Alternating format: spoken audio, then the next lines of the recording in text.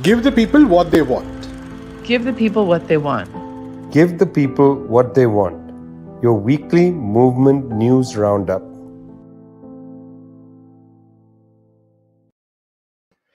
Oh my God, this is so exciting. It's the 100th episode of Give the People What They Want, brought to you by People's Dispatch and Globetrotter.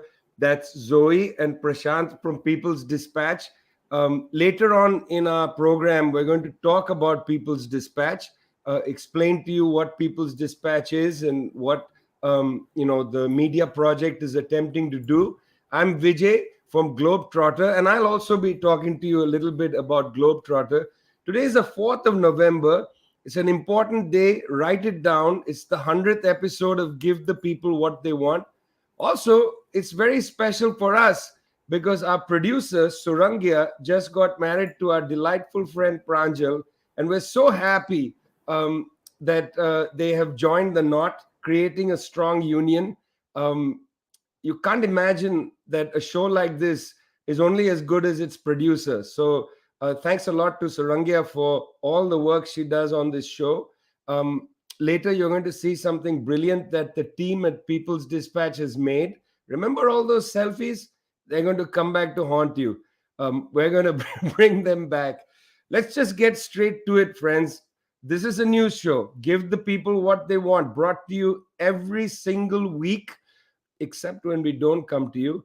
Available directly live on YouTube and all the other places where you can see us. Also as a podcast. Tell your friends about it. It's an important show. We bring you stories from around the world. We're committed to bringing you people-centered stories. Speaking of people-centered stories, my friend, the first story, of course, not so people-centered in the outcome, but we're going to bring this story to you from a people-centered angle. Prashant, take us to the country called Israel, where there's been another election. What happened in Israel?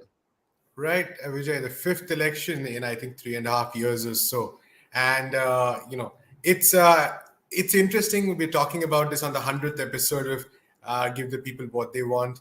Palestine is probably one of the central stories that we talk about. In fact, I think almost every second episode we bring you a story from Palestine, and that's because amidst all that happens these days, amidst all the news that comes from across the globe, it's sometimes so easy to almost get normalized or used to, in some senses, the violence, the everyday violence that takes place to Palestinians, in the occupied territories, within what is called 1948 Israel as well. So 1948 Palestine as well. So this violence, I think, is something that we just should not lose sight of. It has a long history. It's a cause for which a lot of people across the world had and do have a great deal of solidarity for. But nowadays, it's one of those issues which sometimes people take for granted. So I think it's been very essential for all of us to talk about Palestine all the time. And today we're going to be talking about the elections in Israel, yes, but it's also from the perspective of the Palestinians, from people who are facing apartheid and occupation. And we do know that Benjamin Netanyahu, the corruption scandals, Netanyahu who bombed Gaza so brutally in 2021, under whom there was this explosion of illegal settlements, who served almost single-handedly for years as somebody trying to ignite conflict in the larger region. This Benjamin Netanyahu is all set to come back to power at the head of a coalition which is even more right-wing, even more extremist, even more fundamentalist than his previous coalition. So this definitely is not any kind of good news for the people of Palestine, for the people of the region.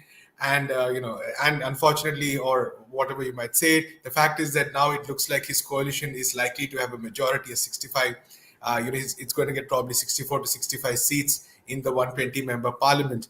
Now, a lot of attention, and rightfully so, has been placed on the bloc which has emerged as really the kingmaker in these elections, the religious Zionism list, and the most well-known name of that bloc, of course, is this person called Itamar Ben-Gvir. He's a member of parliament.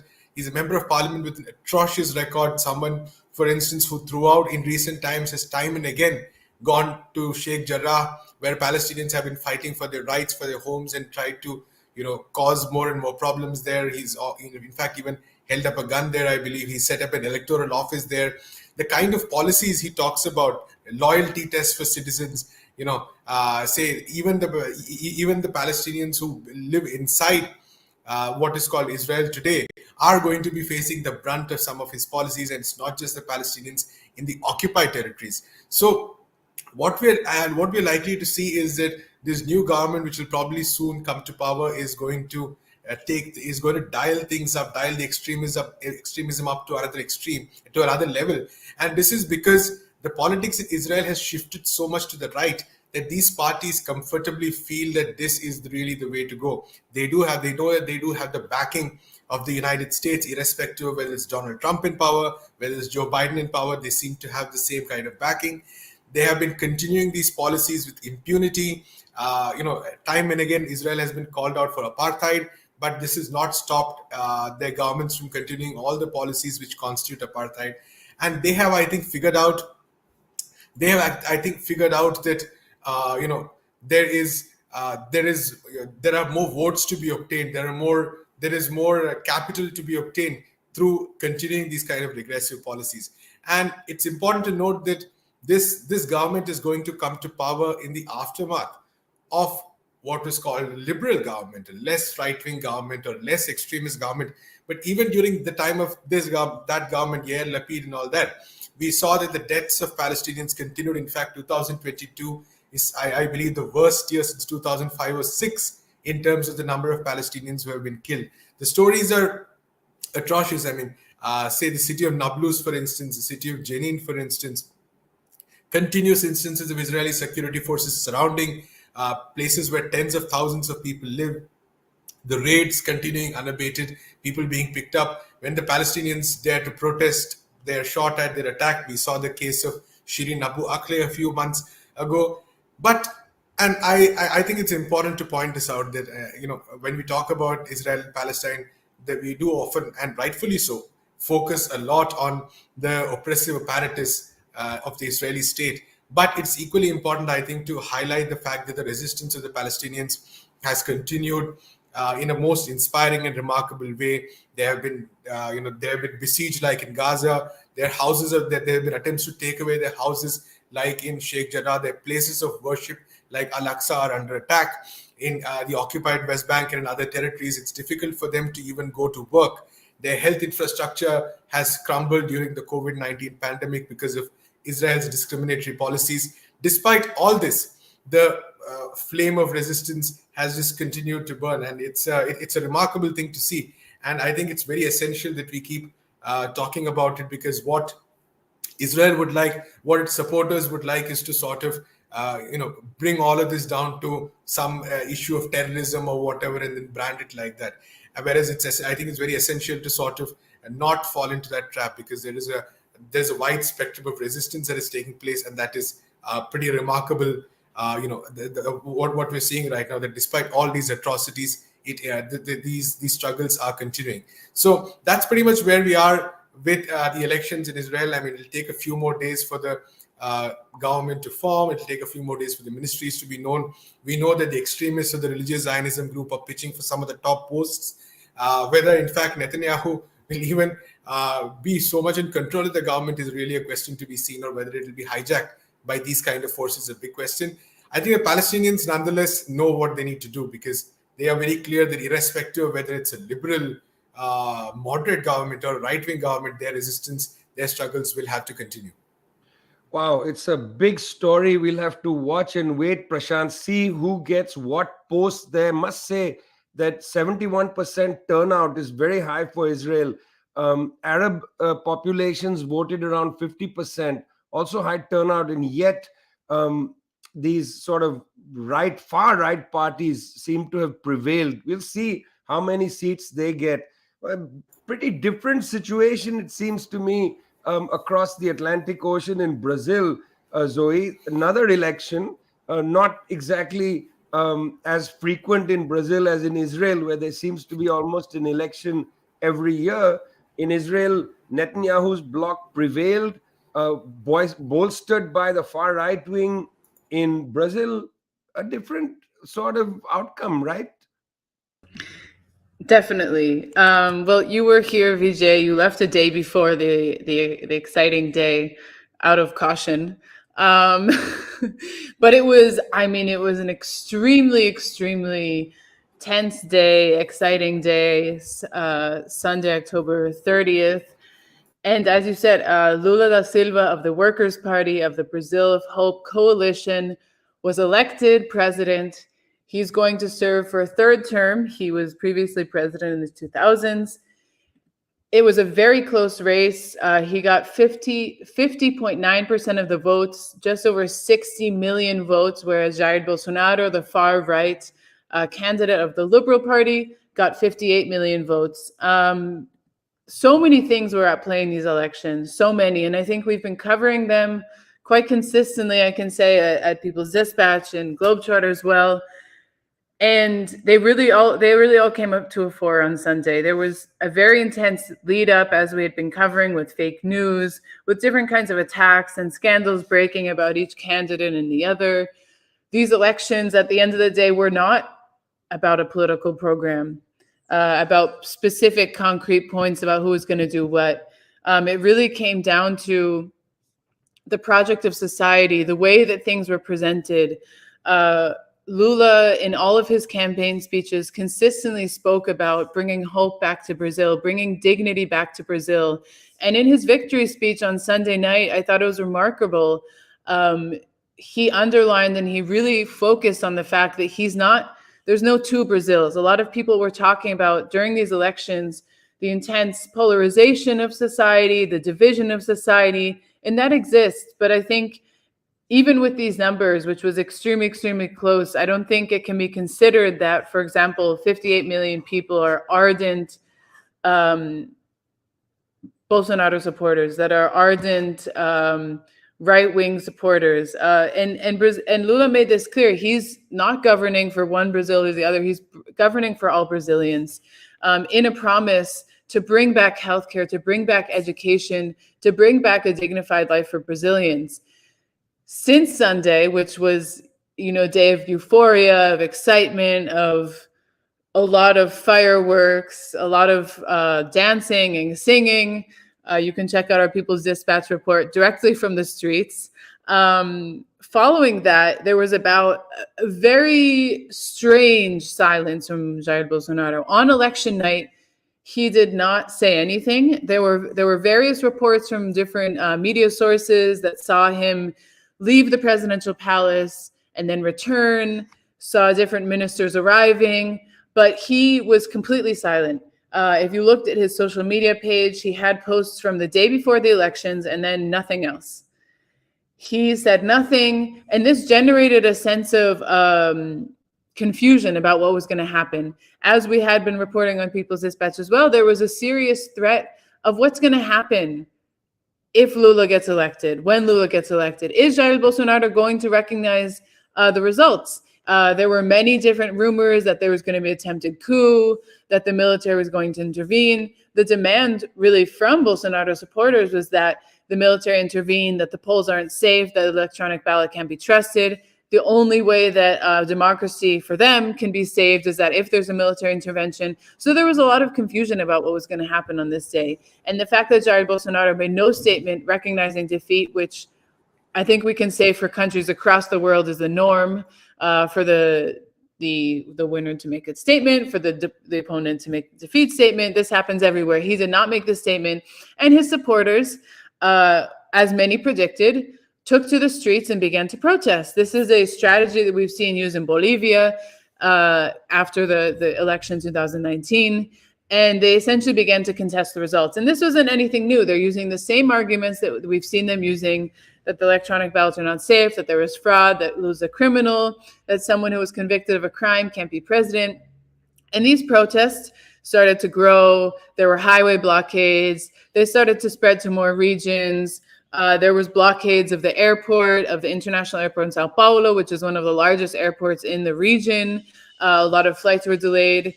And these continued really until yesterday. There might even still be some points in the south that are scattered. But these protests have been worrying to a lot of people, and maybe a sign of what's to come. Not the fact that there will be road blockades throughout the presidency, but really a testament to the fact that it's true. There is a 30% of society that does support Jair Bolsonaro, that supports these far-right ideas, that believes in that political project of exclusion, of privileges, not rights. And this is something that the Lula presidency is going to have to contend with. And I think throughout our conversations with different movement leaders, with different politicians, we're publishing a great interview with the elected deputy, Juliana Cardoso, really about the necessity of this victory at the polls not being an end, but really the beginning. And what happens now is an intense class struggles, an intense dispute within the coalition, but also outside, of pushing forth demands, of pushing forth people's demands, but also above all, defending Lula's government. This is it is a moment of polarization, of intense back and forth, of battle on the social media. And this is definitely going to continue. I think people are taking a much needed rest and relaxation, but it's going to be a very intense couple of years. And I think that the road blockades, if anything, they're a testament to that there is a section of society that has been radicalized. This is a section that we've seen across the globe that is adhering to far-right ideas, that is supporting these kind of candidates, and that actually is learning that street protest is effective. This is a tactic of the left to take to the streets, to manifest their ideas, to make demands, put pressure on governments, and the right wing is starting to do this. They're occupying this space, and so it's going to be a very, very intense dispute. We're going to be running an interview with one of the co-founders of the Landless Rural Workers Movement, João Pedro Segile, who spoke to us yesterday and really underscored this, and that in the first couple of months of the Lula government, it's going to be about pushing forward an emergency plan to respond to the pressing needs of hunger, of homelessness that are wreaking havoc on Brazilian society and that are having huge impacts on people's daily lives. They're going to address these in the first couple of months, try to lift some of these millions of people out of homelessness, out of joblessness. This is going to be the first priority. But then it's going to be a very intense struggle to continue pushing the Lula presidency to make the changes that are necessary and to defend the government in the streets. So it's been a whirlwind. It's been a very intense week. But I can say that people are definitely relieved. People are excited and they're hopeful about the future. Excellent reporting, by the way, from People's Dispatch on the election in Brazil. Zoe mentioned that we have an interview with Juliana Cardoso, an indigenous woman, an important figure in the Workers' Party, who will be a federal deputy. That should be out soon. And she didn't mention that when the Bolsonaristas blockaded the roads, particularly in Sao Paulo, the football clubs decided to go on and march to break up the blockade, not necessarily for political reasons. They had to get to a football match. But we also have an interview with Gaviones, the fan club of the Corinthians. That'll come out soon, working very hard for you, because you are the people and you want us to give you what you want, which is unbiased, people-centered reporting. Boy, we did that when we were in, covering this story. I left early because I'm bad luck. If I'm in a country where there's an election happening, the people that I'd like to see win often lose. So it's really a bad idea for me to be around during election day anywhere in the world. But happy to report, this is our third election. The first was Israel. The second was Brazil. Here's the third election. This election was held not in a country, but at the United Nations. In 1992, a resolution was put forward at the UN regarding the question of the United States blockade against Cuba in 1992, passed overwhelmingly in the UN General Assembly, calling upon the United States to withdraw the blockade. Since 1992, almost every year, with the exception of the year of the pandemic, 2020, the world's governments have come to the General Assembly, listened to speeches from particularly the Cuban foreign minister. In some instances, heads of governments have spoken, listening to the United States trying to defend its position. And interestingly, over these 30 years, the vote has been to end the blockade. The United Nations does not sanction this blockade, which for reasons that it says, well, there's no call to sanction or to blockade Cuba in this suffocating manner. Because the United Nations doesn't sanction this blockade, it's an illegal blockade. The illegality is that it violates the UN Charter. There's no Security Council resolution on either Chapter 6 or 7 that authorizes this blockade. So it's an illegal blockade, for which reason all the countries in the world seemingly get together on this one day of the year and they say no more blockade. Here's the interesting thing. 184 countries voted to end the blockade. My friends, that's more than a majority, more than a plurality. That's almost all of them. Here are the countries that didn't vote to end the blockade. Interesting. Number one, abstaining, Brazil. This is not the Brazil of Lula. This is the Brazil of Bolsonaro. Brazil decided to sit it out. Another country sat it out, Colombia. Very interesting that Colombia decided to sit out this vote. Later, we're going to come back to a discussion about the rapprochement between Colombia and Venezuela. The third country to sit it out was Ukraine. Very interesting, because previous votes, Ukraine has not sat this one out. Here, it appears that Vladimir Zelensky didn't want to aggravate relations with the United States and decided to sit out this particular vote at the UN. Only 2 countries voted to maintain the US blockade on Cuba. Well, obviously, the United States had to vote to maintain the blockade because it's the United States' unilateral and illegal blockade. The other country, interesting, it's Israel. This is not the Israel of Benjamin Netanyahu, who just won the election, just before this blockade vote was taken. No, it's actually the supposed liberal government of Yair Lapid. Only two countries voted to maintain the blockade on Cuba. I want to read out for you some words from Cuba's foreign minister, Bruno Rodriguez Parilla. He called this the blockade, he called a massive, flagrant, and unacceptable violation of the human rights of the Cuban people. He said that this blockade is an economic war of extraterrestrial scope against a small country already affected in the recent period by the economic crisis derived from the pandemic. And here comes my favorite statement from Bruno Rodriguez Parilla, the foreign minister of Cuba. He said, like the virus, the blockade asphyxiates and kills. It must stop. Well, to be fair, the United States attempted to defend its blockade. Rodney Hunter, who's the political coordinator for the US mission in Havana, said that this blockade is one set of tools in Washington's broader effort toward Cuba to advance democracy. Very interesting. He said it's one set of tools. What are the other sets of tools? I would be interested to know about that, because after all, we have evidence that since 1959, the United States government attempted to assassinate principal political figures in Cuba, including over 200 times attempted assassination of Fidel Castro. That's also a set of tools.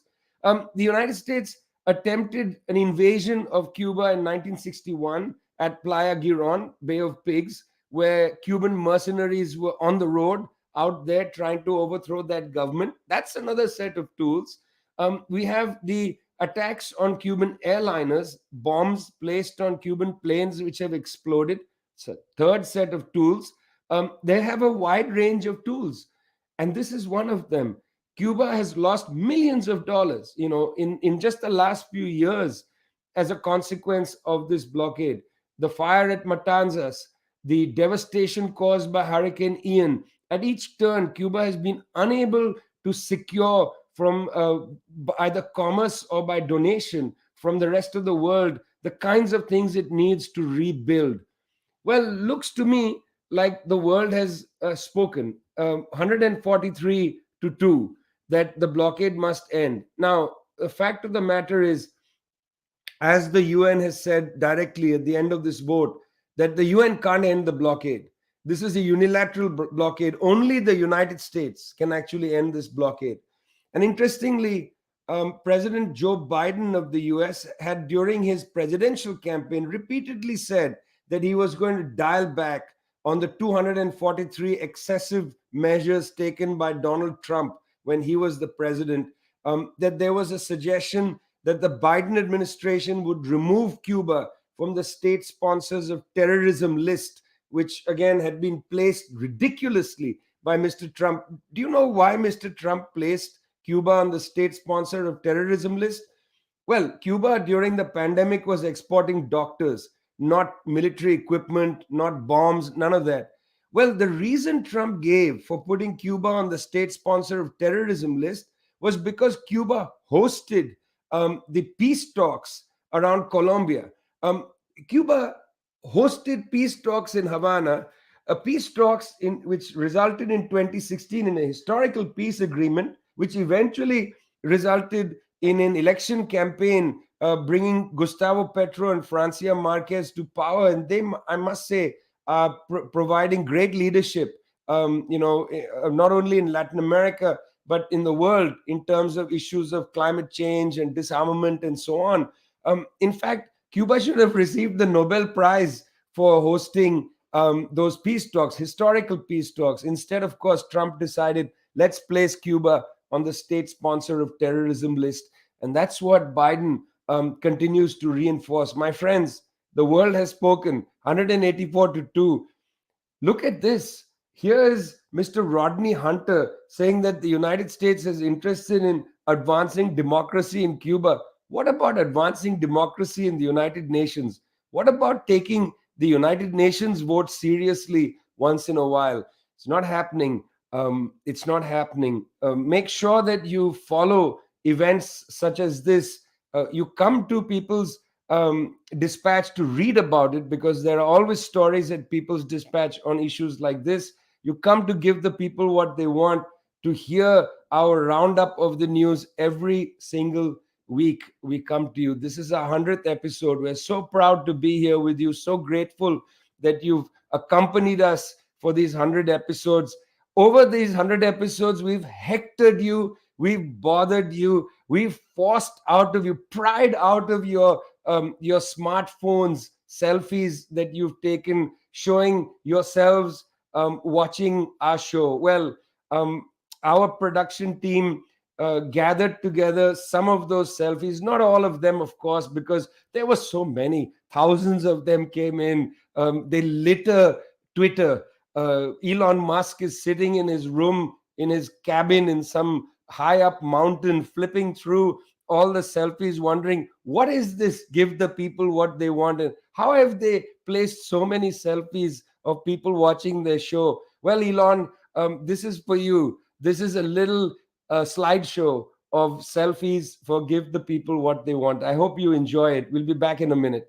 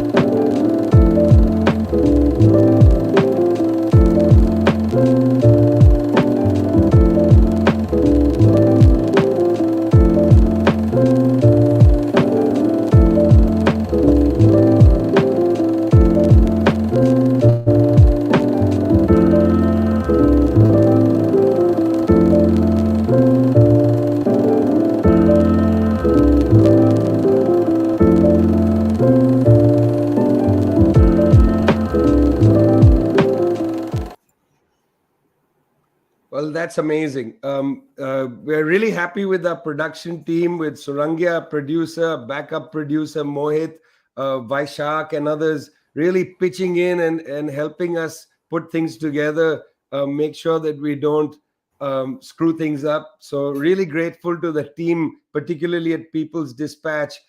Might be useful while we're taking a little break from stories to hear a little bit about what this People's Dispatch is. You know, it's a website. We know that Prashant and Zoe are the editors there. But what is this People's Dispatch? Prashant, Zoe, one of you want to come in and begin to tell us what it is? Prashant? I don't know, Zoe, you begin because we can only begin to say what it is. Well, People's Dispatch is a media project, a media organization that all of you go to on a daily basis, I'm sure. That above all attempts to tell stories of working class movements, of people's movements from across the world. We're in a moment of deep crisis across the globe, of deep crisis of capitalism, of the system, where every day more and more people are pushed into situations of misery, into situations of despair, where they're not finding places of community, of coming together, of organizations, a crisis of the left at the same time.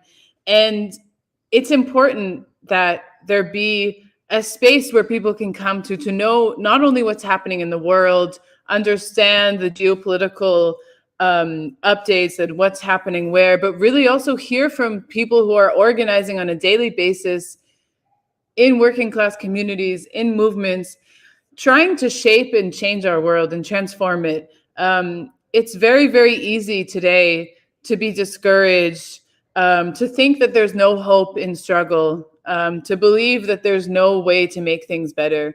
And that's the first victory of the capitalist system, is instilling despair in us. And at People's Dispatch, we try to put our grain of sand in the struggle for hope, in the struggle of inspiring people, because people everywhere are engaged in brave, incredible movements where they're challenging, where they're putting their lives on the line. We actually, unfortunately, have to tell a lot of sad stories here about people who are murdered for their activism, about people who are persecuted, people who are put in jail.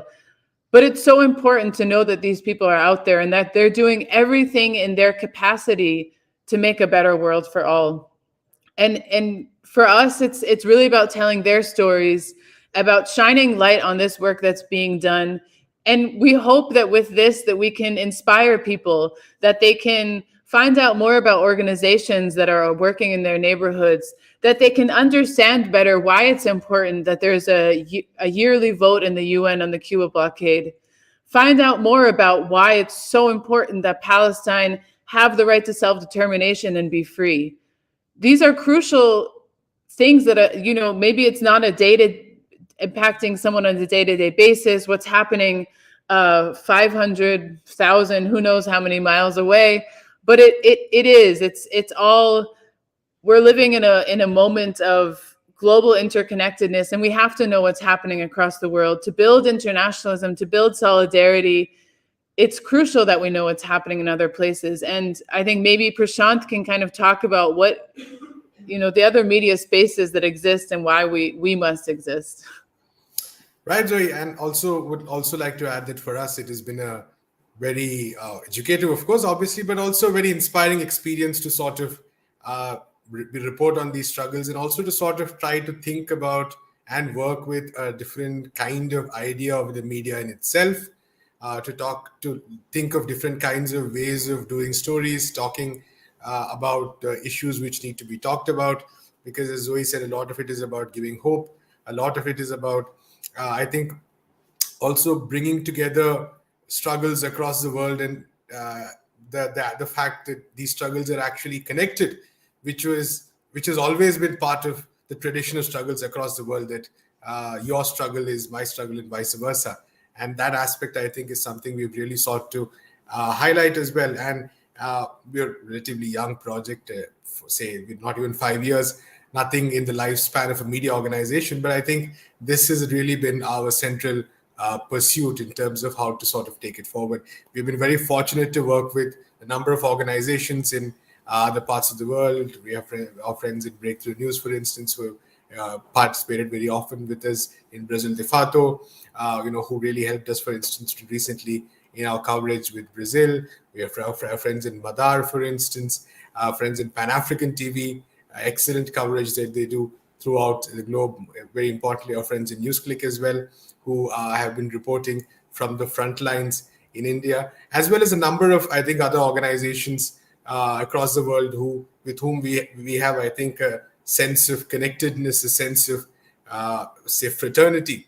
Because I think something we often talked about is we do not see this as a competitive space. It's not about do I get the breaking news or do you get it. It's about, I think, working together to ensure that we are all able to bring out different the news in different languages, in different cultures, in different forms and formats and content.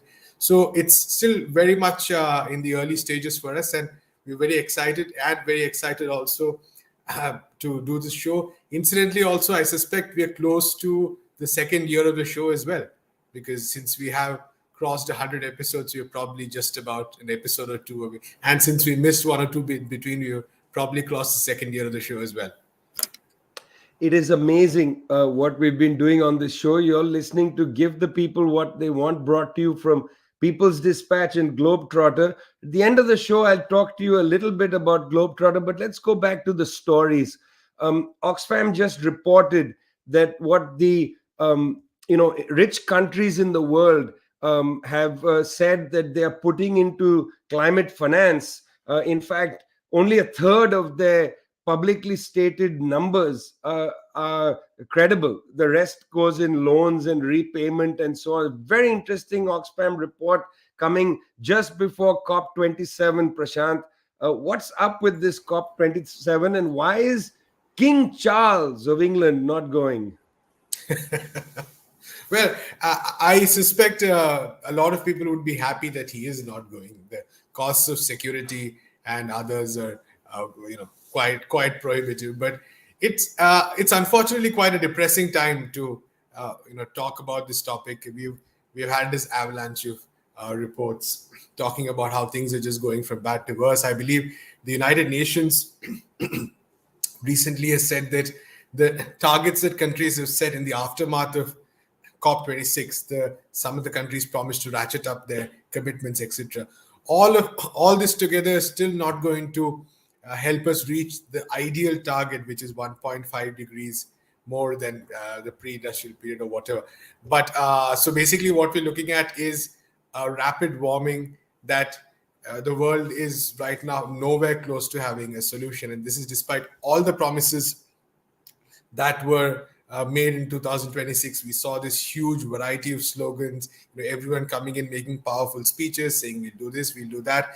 And 1 year later, we're at COP27, and the most recent report basically pretty much says that, there's been some improvement, there's been some, a very modest kind of an improvement, but we're nowhere really close to reaching that 1.5 degree target.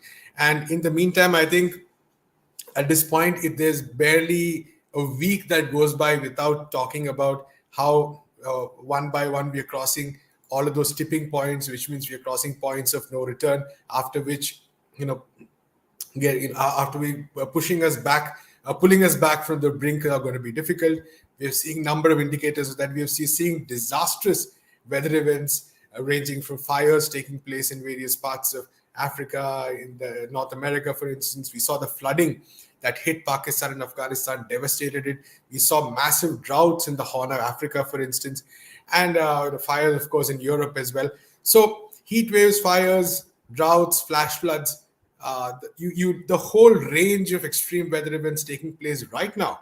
We're not talking about warming in the near future or in decades to come. We're talking about the impact of it taking place right now, affecting millions of people in multiple ways. It's not just about, when you say floods, it's not just about water. It's about health issues. It's about epidemics like cholera breaking out. It's about hunger and starvation. It's about malnutrition that is taking place on a large scale. It's about the destruction of possibilities of education, of employment, of livelihood.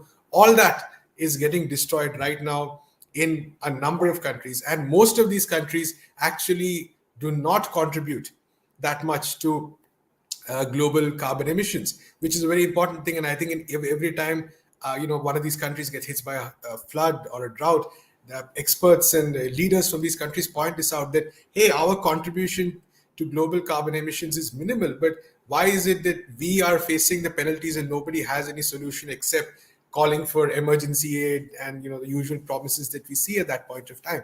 So this is really the broad global scenario in which COP27 is taking place.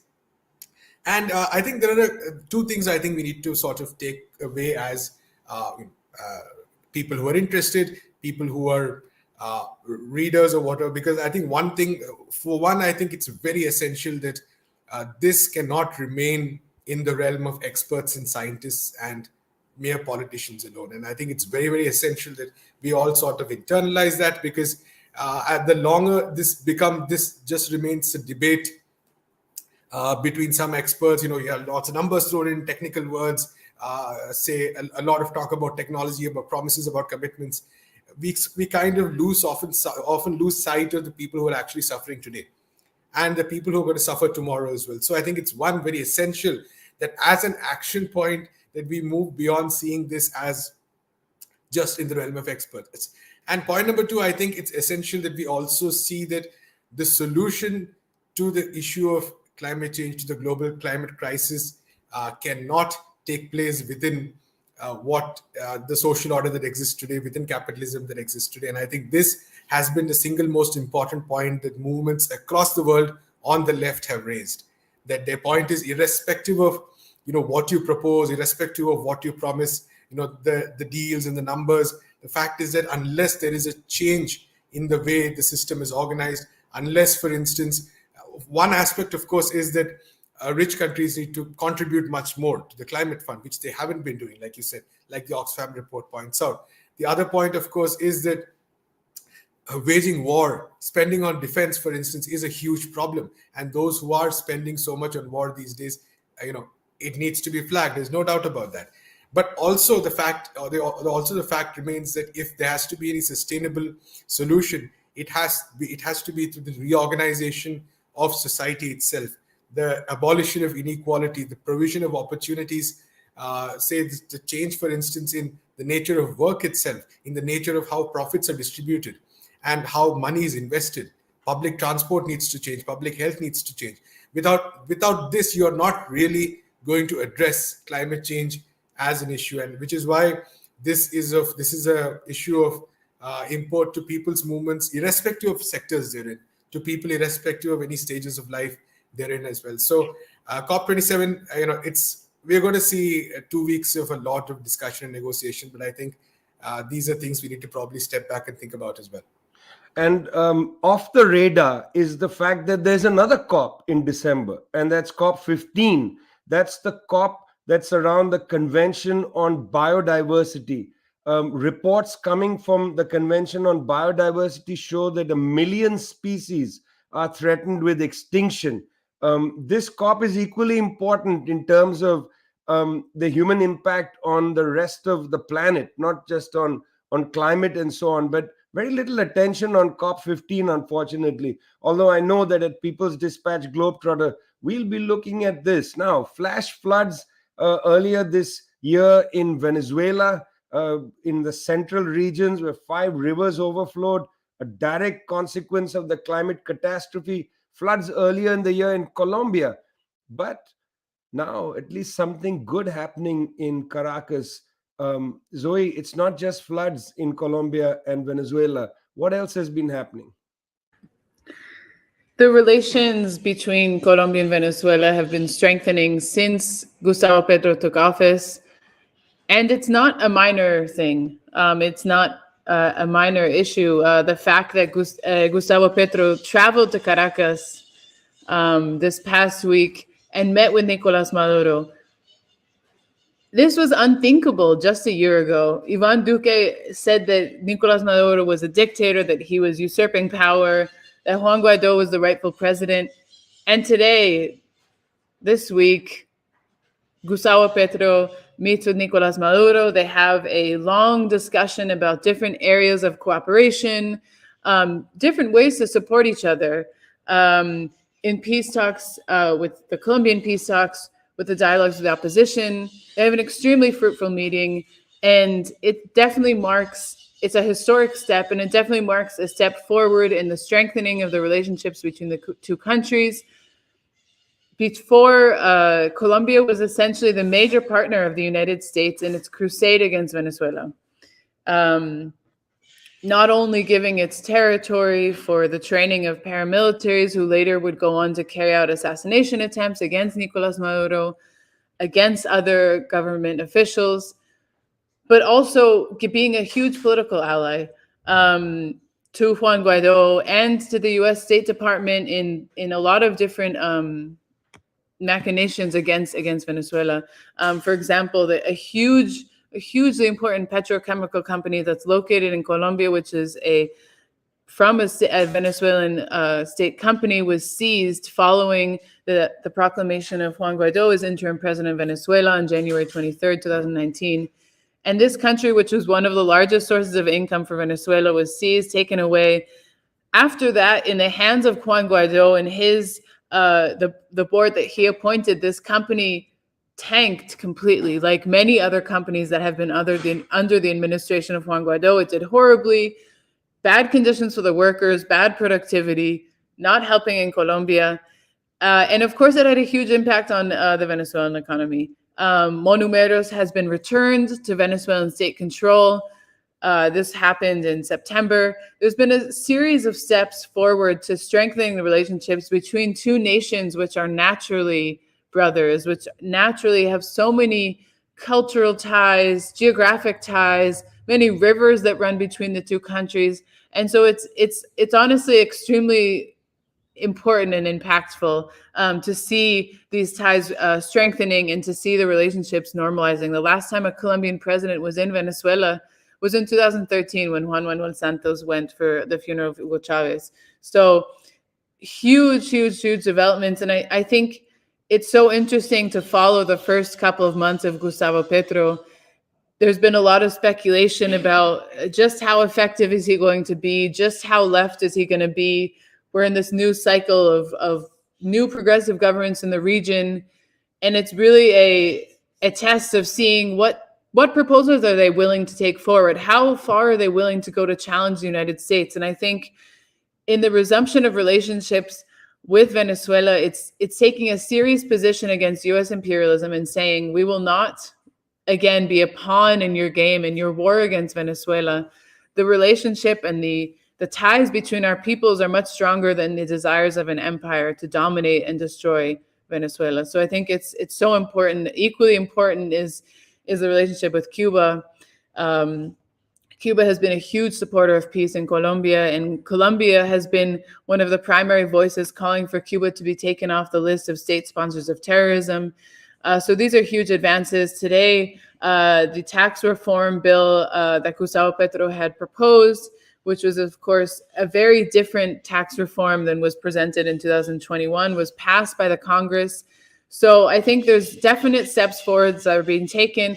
And it's important to continue after the victory, after the electoral victory. We must continue to cover and see what steps these governments are taking, what kind of relationships are they making with movements. And now, especially with Lula da Silva elected in Brazil, there's a lot of potential for how the region is going to configure. I think just to add something about COP26, one of the points on the agenda of the meeting between Nicolas Maduro and Gustavo Petro was specifically about COP27. Gustavo Petro has stood out in his early days as president as a staunch defender of the environment, of the Amazon rainforest, and of really obliging countries from the global north to pay their price in destruction of the environment, and for there to be investment in the conservation of the rainforest and all other of the biodiversity that exists in the region. So these alliances are key in the protection of the environment and in so many other areas of life. Yes, very important development happening in Colombia and in Venezuela, people shaking hands. Meanwhile, at the UN Security Council, as we are on air, there's a discussion ongoing over the fact that the Democratic People's Republic of Korea fired about 100 artillery shells and 27 missiles in a test on Wednesday and Thursday, a pretty dramatic bunch of firing. The DPRK's military, Park Jong-chun, said that this was because the United States and South Korea made an irreversible mistake. Now, what was the mistake? Interestingly, South Korea had, over the last period, under the first leadership of Kim Dae-jung and then the previous President Moon Jae-in, had pushed for a policy called the Sunshine Policy of rapprochement between the South and the North of the Korean Peninsula. Well, this Sunshine Policy had made some gains, and as part of that, Moon Jae-in, the previous president, had suspended US and South Korean military drills off the coast of North Korea. In September, the United States, South Korea, and Japan, this is very significant, Japan conducted naval exercises and military drills off the coast of the DPRK. That is the event that the DPRK is now calling a provocation. Well, this is an important moment because not only did South Korea, Japan, and the United States conduct these drills in September of this year, but then very quickly thereafterwards, they conducted Resolute Dragon 2022. Resolute Dragon was with Japan and the United States. Along with them, there were ships from other countries, but principally Japan and the United States, again, off the coast of northern China and Korea, the Korean Peninsula, in Japanese and international waters, to be fair, but nonetheless, it looked like they were very close to the coastlines. Major General J. Bargeron of the US 3rd Marine Division said that the United States, this is in the context of a US-Japanese military drill. In that context, he said, the United States is ready to fight and win if called upon. Question, fight and win against whom? Against perhaps the DPRK or China. These are the two countries that see themselves in the crosshairs of these drills.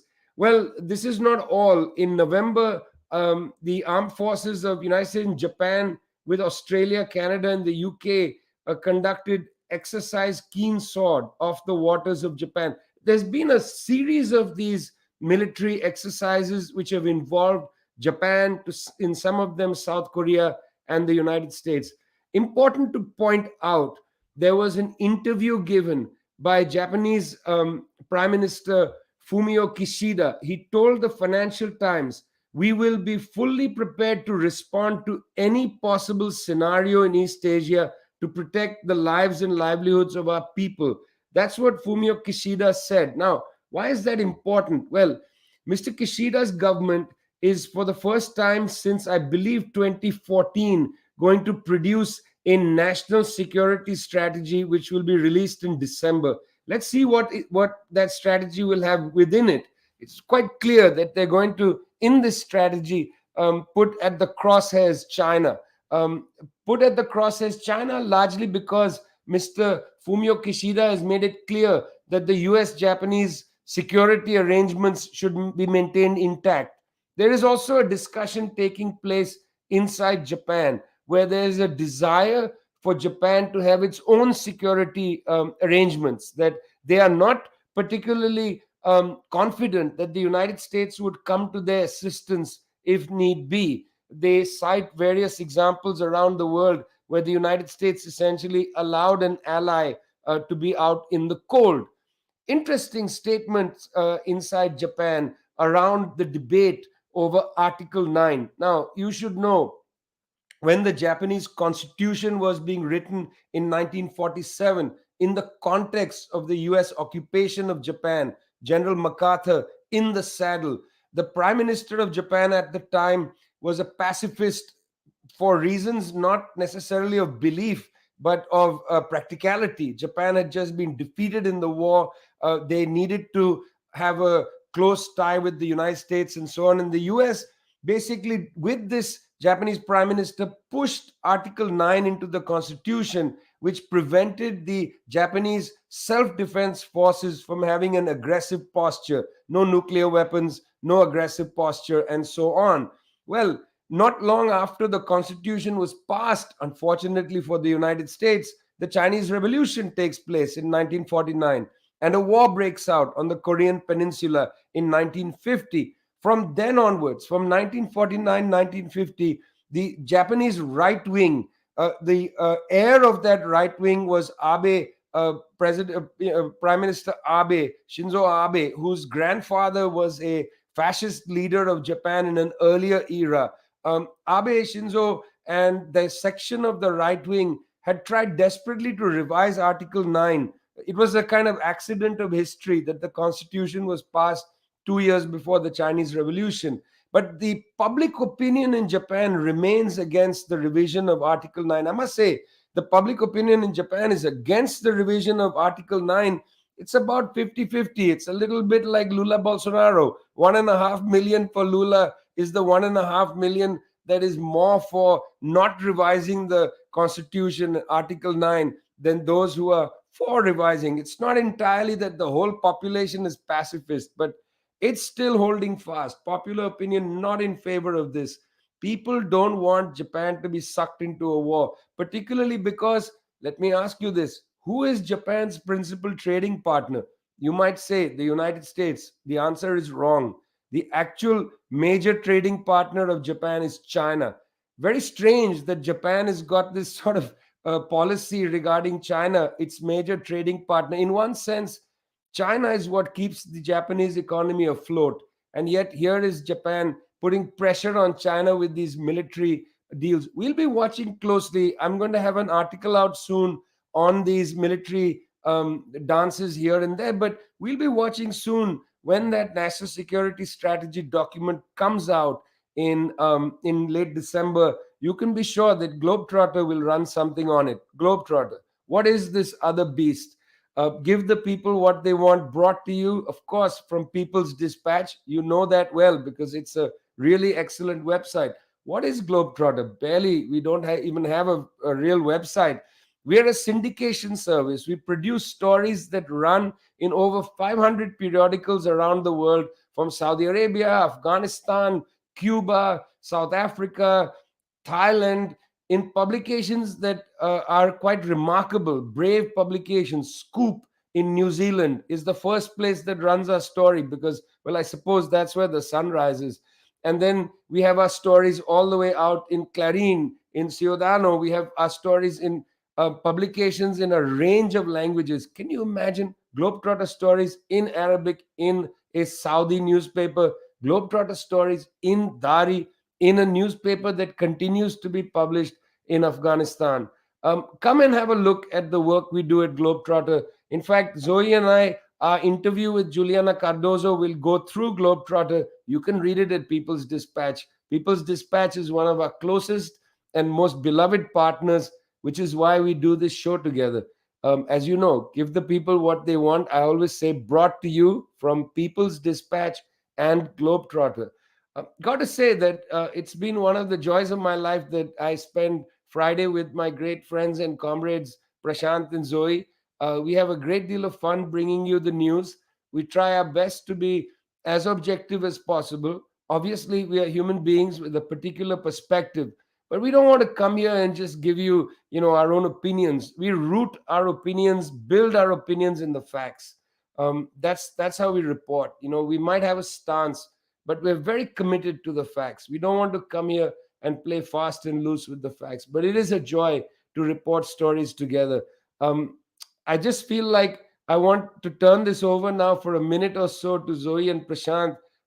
Guys, what do you feel? Do you think we're going to do another 100 episodes, or are we going to wrap this up after 100? Oh, What? I Prashant think has decided, Zoe. Prashant has made a decision. He's he was so excited to say how many more episodes we're gonna do. He didn't, it was state secret. We're definitely gonna continue, and I think it's such a great time. Sorry, using a very using a mouse that's a bit hypersensitive today. Just keeps throwing me off. Right, please, yes. No, it's on to you, Prashant. All right, okay. Zoe, I believe you had a dedication to make as well, did you? Oh, I did. We have a great comrade from, if I'm not mistaken, Tamil Nadu, Yep. who does live stream interpretations of our show every week. And you can find it at Situ Tamil Nadu's Facebook page. And it's important to say that he basically live translates our show into Tamil. Yes. And, we don't like very much to say that we have a number one fan or a number two fan, but boy, that's really up there. Well, friends, that's the end of our 100th episode. You've been listening to, watching, Give the People What They Want, brought to you from People's Dispatch and from Globetrotter. 100 episodes in. We'll see you next week. It'll be 101. Cheers.